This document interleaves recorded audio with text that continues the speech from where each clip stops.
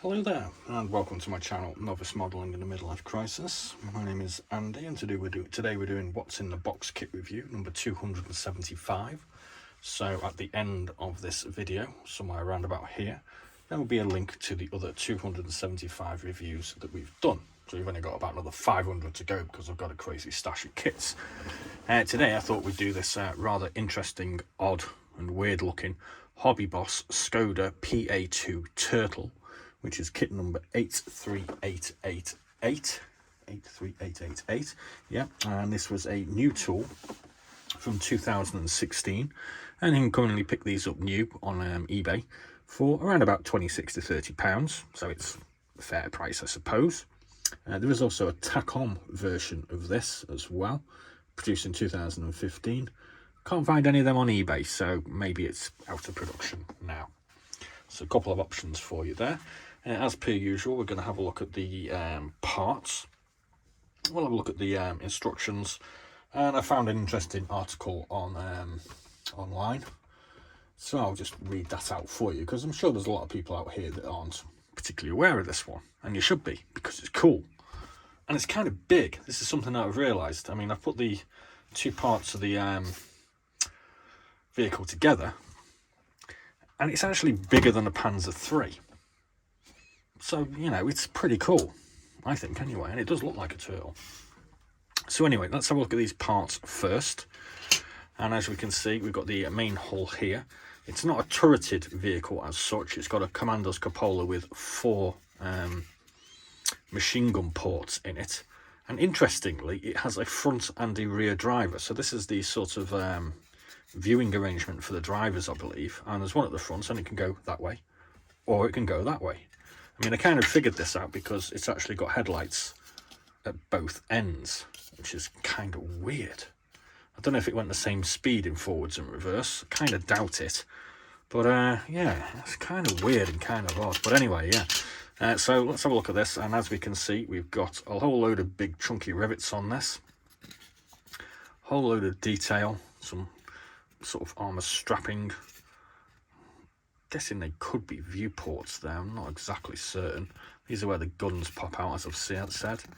There are your driver's viewpoints, and these are big flamed wheel arches. This obviously is it kind of looks like an entrance to a house or something. This is the door that we can go in and out of the vehicle, and there's one on either side. And as we can see, we've got a this is a captured version, obviously, from the Czech army. It's got a German guy looking out, and he's got a flat tire. So that's our body. This is the floor plan of the vehicle. So again, we can see a whole load of rivets and detail going on the front parts that you can see. And this kind of just sort of clicks together in place. And I've had it together already. And believe me, it fits together really snugly once you get it lined up right. So kind of like that. So it looks really good when it goes together. So nice one, Hobby Boss. We like already. Other parts, we've got this singular sprue here, which has got the 2 doors, and it's got some, what are these? Don't know, some little bits, and it's got 2 other sort of doors here which go underneath, so they sort of go there, probably the other way up. Don't know what they are. Access points into the engine, probably. I'm kind of guessing the engine's in the middle here. Kind of seems logical. And we get 2 other sprues which are identical. These parts go underneath the vehicle, like so. Not an awful lot going on the inside of this, so there's not really an awful lot of detail there. These are going to be the wheel hubs, obviously. These are our headlamps, which come with clear plastic parts. These are part of the headlamps. There's probably part of the machine guns, maybe, I'm thinking here. I mean, there's 4 machine guns that we've got to make, so where the hell are the parts for them? There they are there. So there's the machine gun barrels. Big chunky machine guns. So it's all about machine guns, wheels and lights, this kit, really, because it's just so Art Nouveau, I suppose. So we've got our suspension springs, parts of our running gear, and that's about it. Like I say, there's 2 of them. So it all looks reasonably simple to go together. Doesn't look difficult, he says, and then he sees these big lumps of photo etch, which I know a lot of people like, but I'm kind of, you know. But I was looking at this and I thought, where the hell do these go? And they're actually for the insides of the wheel arches. So they go in there. And I was kind of thinking, well, why not just do them in plastic? I mean, they're behind the wheels. We're never going to see them. Seems a bit weird to do that in photo etch. You know, I mean, photo etch is supposed to give you the option to put really high levels of detail. But these are hidden. These strappings here, they kind of go around the inside as well. So there's a whole lot of effort going on the interior of the wheels there, which kind of seems a bit pointless to me. These bits here are little hatch points for here. I've just figured that one out. Yeah, so there we go. Don't really understand that. It seems a bit of a misnomer. This part obviously is the top of the non-turret or cupola or whatever, so there we go. Strangely, we get 2 different sets of rubber wheels with this. I know a lot of people don't like rubber tyres, but I kind of like them. So there's 2 differing sets there, so I'm not quite sure why that is. Maybe one's a road wheel and one's an off-road wheel. I'm not really certain. And then we get 4 headlamp covers. A big decal sheet here with a whole load of different numbers on it. So I'm going to get a whole load of spare decals and a whole load of, looks like 8 different sets of number plates. Some little Czech flags, there's another number plate there, and we get some captured German markings as well, because a lot of these fell into German hands. So let's have a nose through these weird instructions for this vehicle. So we've got our sprue diagrams here. You can see it's all present and correct. And we've got the top part of the hull. We're going to be looking at putting all our machine guns in. Assembling our wheels together. Mounting the bottom section of the hull to the top. And as we can see, we're going to put our photo etch in here with our photo etch strappings. It just seems kind of pointless, that does. I mean, it's almost as if they wanted to put something on here that says photo etch included. I don't know. And then we've got the mechanicals going on the undersides, which fit in here and here. Sticking the wheels on. Sticking these sort of underneath support boards or protection boards maybe. Doing our headlamps. We've got top to go on this sort of commander's observation post. Put the doors on, put more headlamp parts together. And we're pretty much all done apart from the hatch. Oh yeah, so they're hatches. Those little pieces there are extra hatches. I mean, you could have just done them in plastic as well. Why bother with the... I don't know. I don't know why they bothered with the photo etch on this. It's kind of befuddling. Doesn't seem logical or necessary. Colourings. You get a couple of versions here. I mean, this is the weirdest, and looks like the hardest possible camouflage that I've ever seen, because obviously there's so many different colours on here, and then it's all picked out with a brown around the edges where they meet. I mean, that looks really difficult to do. But luckily you can just do it as a grey German option. So yeah, there's a load of different versions. I mean, obviously you could just do this however you like, I suppose, in these colours, but it would look really, really cool in them colours, I'm thinking. So let's just have a quick look at this vehicle. I've picked this up offline. There's no real Wikipedia page on this. This is off TVDIM. Not exactly sure what that stands for. And I'll just go read it.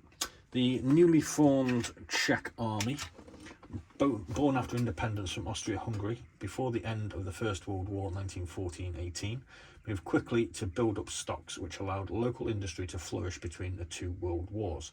In 1920, the initiative for a new armoured car produced the forgotten Skoda Fiat Turin, based on the chassis of an Italian truck. This prompted engineers to develop a custom system that became 2 prototypes dubbed PA-1 and PA-2. PA-1 was the basis for the later or more refined PA-2 Svelzva Turtle. This iconic car was designed with a circular armed body, hence the unofficial name. Army authorities approved of the new vehicle programme and ordered the type to go into production with the commitment of 12, which arrived in late 1924, early 1925. The PA-2 shares the same internal layout as the previous PA-1, which retaining the key qualities of dual propulsion, but its most distinctive feature is its circular armour scheme. Skoda engineers opted for a smoother approach to in their second attempt, rather than the sharp lines evident in earlier designs. So there was a difference. The SA1 was obviously, the PA1 was obviously more of a standard angular configuration. The entire armour structure is replaced by hammock casting, and the armour protection reaches 5.5mm. The casing assembly is riveted to the frame during the final assembly to form a strong integral connection, helping to prevent small arms fire and artillery jetting. Not sure what that means. Let's just get this page down. Observation slots are cut into the superstructure to provide situational awareness, and cooling slots are present on the engine mounts. Crew entry and exit is through hinged full-size doors. As with previous iterations of the Czech armoured vehicle, the armament is fully concentrated on the machine gun. However, the PA-2 was allowed to hold 4 by 7.92 Schwarzschild MG08 ball-bearing water-cooled machine guns and over 6,000 rounds of ammunition. They are located at the centre of the 4 corners of the fuselage and to ensure maximum flexibility in terms of pressure corners. As with the PA-1 prototype, the crew consisted of 5 people, which formed dedicated gunners, 2 of them, to move from muzzle to muzzle as needed. There are also 2 drivers for forward and reverse driving, and a vehicle commander. Power is provided by a 70 horsepower in-house Skoda 4-cylinder engine. Combined with the armoured body and highway speeds can reach just under 30 miles per hour, but the vehicle suffers badly in terms of off-road performance due to the weak suspension, despite the 4x4 drive mass. Skoda managed to sell its Turtle to Austria for use by the capital police. 3 were delivered, and in the 1930s, Czech police finally acquired 9 unclaimed army vehicles. A total of 12 were built, although only 10 of them were actually armoured. The remaining 2 were stripped for driver training. Specimens still in use when Germany annexed Czechoslovakia in 1939 were owned by German troops and ended up as such. It doesn't make any sense. Their main role during the war was to be mobile communications relay platform on which to transport German radio equipment. Overall, the wartime series is completely outdated, but it still finds that character. Yeah, this kind of needs editing a bit. A 1927 offshoot of the Turtle was born, the Skoda PA-2 Delavoye, a designer introduced an improved armoured superstructure housing a powerful 75mm Skoda L28 gun. The gun was based to port to allow the driver to be on the starboard side of the hull. Blah, blah, blah, blah, blah. So anyway, I hope you enjoyed that. I mean, I kind of decided to do this one today because I did this kind of cool Meng kit yesterday, which kind of looks like an armoured Kuba wagon, but it's actually just a training vehicle with its turret. And I was looking around and I thought, oh, I've got that Skoda Turtle, haven't I? That's a really cool looking kit, and I hope you agree. I think it is. So please do check out the other 274 What's in the Box kit reviews that we've done, which are mainly consisted of 135 and 172 aircraft. And we'll be getting on with another video to show you guys tomorrow. So thanks for watching. Please do like and subscribe, and as always, be seeing you. I need to turn it off, don't I? Oh, fuck.